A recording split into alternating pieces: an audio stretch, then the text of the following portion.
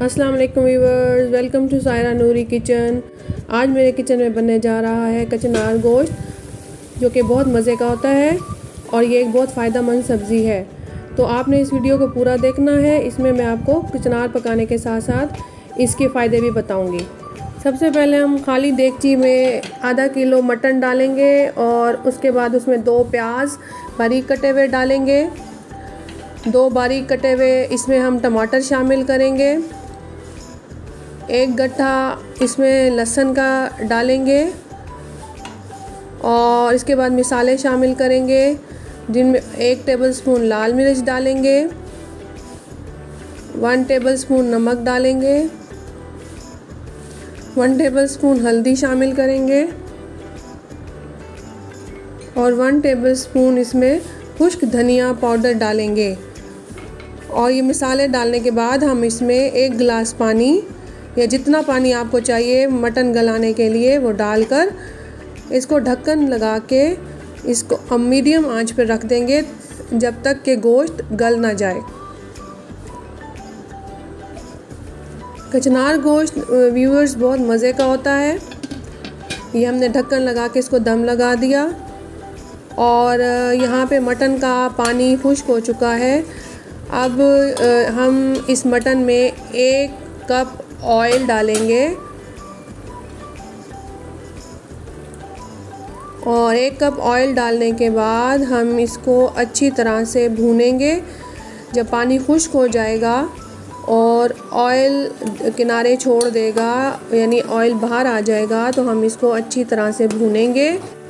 Viewers, कचनार गोश्त इतना मज़े का सालन होता है कि आप जिसको भी खिलाएंगे वो आपकी तारीफ़ किए बगैर नहीं रहेगा। और ख़ास तौर पर कचनार गोश्त औरतों की सेहत के लिए बहुत ज़्यादा फ़ायदेमंद है। कचनार को गोश्त में पकाया जाता है। इसका फूल, इसकी सब्ज़ी जो है वो कड़वी होती है, तो इस वजह से इसको गोश्त के साथ पकाते हैं या दही डाल के या कीमे में बनाते हैं। यहाँ पे मटन भून चुका है। अब हम इसमें 2 चम्मच दही डाल देंगे और दही डालकर हम मटन को अच्छी तरह से भून लेंगे यहाँ तक कि दही का पानी खुश्क हो जाए। और दही का पानी खुश्क करके उसके बाद हम इसमें कचनार की सब्ज़ी डालेंगे।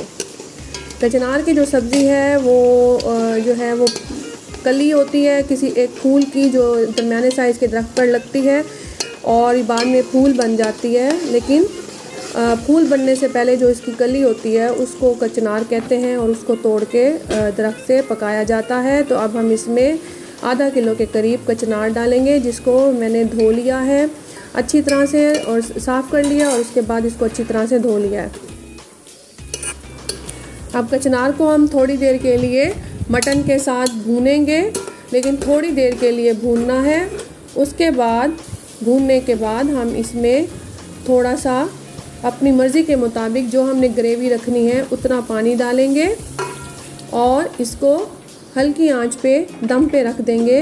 अगर आपने इसकी ग्रेवी नहीं रखनी और इसको भुना हुआ सालन खाना है तो आप इसमें थोड़ा सा इतना पानी डालें कि जिसमें कचनार गल जाए और आप इसको गोश्त के साथ भुना हुआ बग़ैर शोरबे के भी बना सकती हैं। लेकिन मैं कचनार क्योंकि शोरबे के साथ बनाती हूँ इसलिए मैंने इसमें इतना पानी डाला है ताकि इसका शोरबा भी बन जाए। अब मैंने इसको दम लगा दिया है ताकि कचनार गल जाए। अब कचनार गल चुकी है व्यूअर्स। अब इसमें हम थोड़ा सा जो है इसको मिक्स करने के बाद हम इसमें थोड़ा सा गरम मसाला ऐड करेंगे। गरम मसाला डालने से कचनार गोश्त का जो फ्लेवर है वो बहुत ज़्यादा अच्छा हो जाता है और इसका टेस्ट बढ़ के आता है। और ये हमारा कचनार गोश्त बिल्कुल तैयार है व्यूअर्स। ये बहुत फ़ायदेमंद होता है। आप जिसको खुद भी खाएं और इसको बनाएं और मेहमानों को भी खिलाएं। ये गारंटी है कि जो भी खाएगा वो आपकी तारीफ़ किए बगैर नहीं रहेगा और इस सब्ज़ी की आपसे रेसिपी ज़रूर पूछेगा। व्यूअर्स, अगर आपको मेरी रेसिपी पसंद आई है तो आप मेरे चैनल को सब्सक्राइब करें, लाइक करें, शेयर करें और नीचे दिए गए बेल आइकन को क्लिक करें ताकि आप तक मेरी हर रेसिपी का नोटिफिकेशन सबसे पहले पहुँचे। शुक्रिया। अल्लाह हाफ़िज़।